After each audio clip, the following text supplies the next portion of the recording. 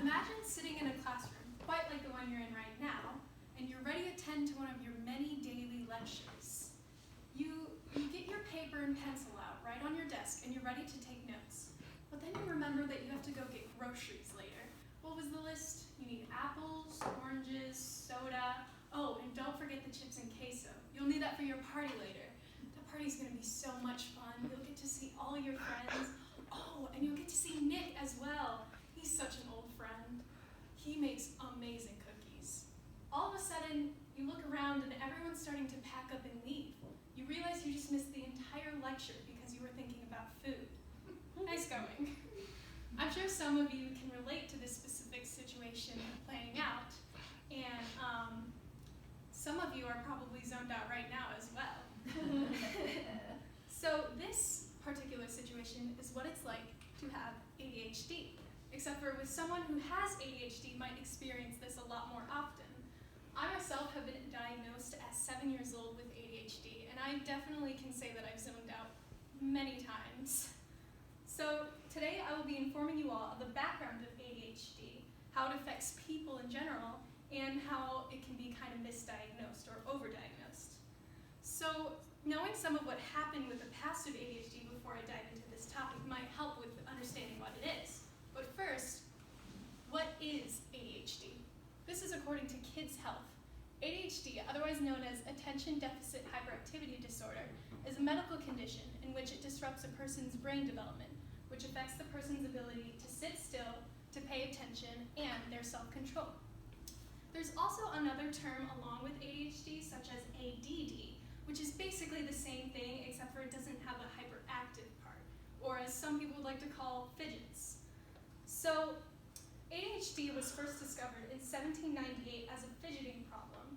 In an article by Lacey Shiley from Discover, a physician named Alexander Crichton discovered this and wrote the symptoms as fidgets.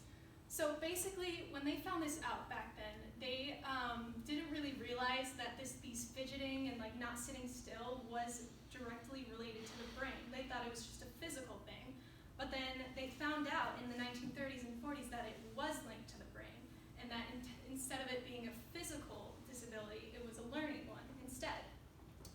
So now that we have taken a look at the background of ADHD, let's kind of take a look at how it affects people in general. So ADHD can affect a person through school settings or even social settings as well. So according to Shiley's article, again, some symptoms of ADHD on the hyperactive scale might include fidgeting, interrupting others while they're speaking, having trouble waiting their turn, being impulsive, and talking excessively.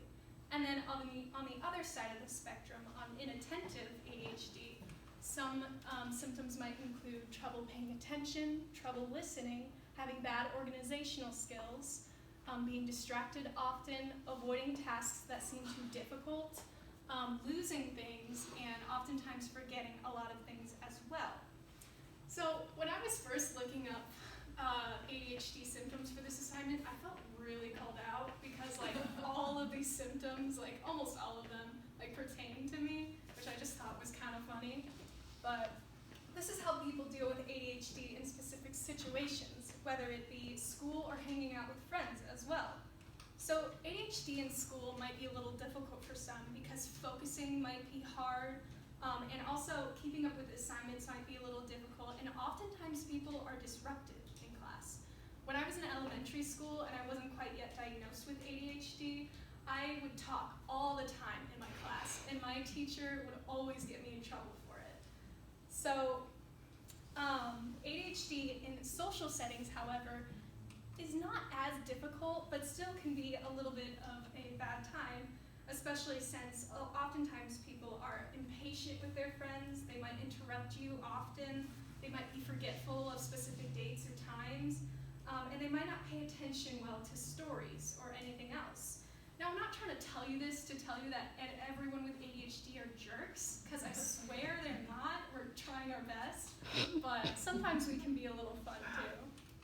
So that was how ADHD affects people, but what about how it's diagnosed? So this is kind of a survey taken by the National Survey of Children's Health in an article of the National Institute of Mental Health. And this shows that children diagnosed with ADHD aged 4 to 17 have increased by 42% between the years 2003 and 2011. That's a big increase. You can kind of see why people would think that it's being overdiagnosed because of that. Also, not to mention, males are a lot more often diagnosed with ADHD rather than females. And with that, some people might even believe that that the doctors, the reason why it is overdiagnosed is so that doctors can sell a lot more drugs in order to gain a lot more money. So I hope that this has taught you some new things about ADHD, and for those of you who have ADHD, that you know a little bit more about it yourself. So now you know how to identify the background of ADHD, how it affects people, and how it might be a little bit overdiagnosed as well. So even though it may be a setback to some, I think for me it is an area of growth.